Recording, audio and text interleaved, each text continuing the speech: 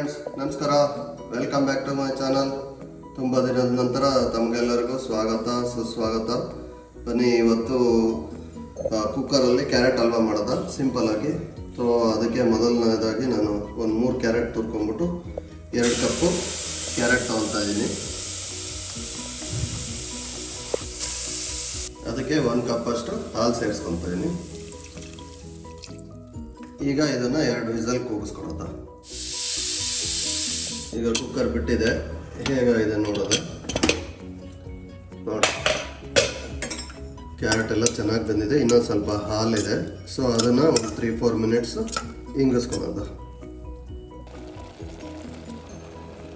ಈಗ 3-4 ಮಿನಿಟ್ಸ್ ಆದಮೇಲೆ ಅರ್ಧ ಕಪ್ ಸಕ್ಕರೆ ಹಾಕ್ತಾಯಿದ್ದೀನಿ.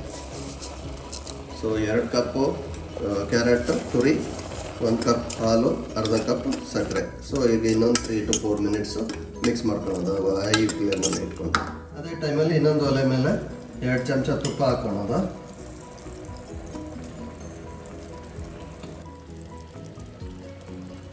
ಮತ್ತು ಅದರಲ್ಲಿ ಒಂದು 7-8 ಗೋಡಂಬಿ, ಒಂದು ಸ್ವಲ್ಪ ದ್ರಾಕ್ಷಿ, 1 ಟೇಬಲ್ ಸ್ಪೂನ್ ದ್ರಾಕ್ಷಿ ಹುರ್ಕೊಳೋದು.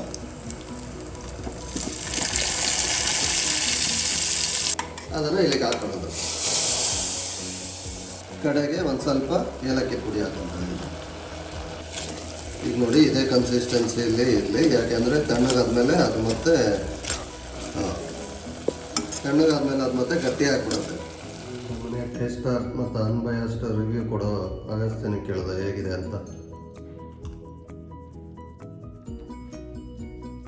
ಚೆನ್ನಾಗಿದೆ, ಥ್ಯಾಂಕ್ ಯು.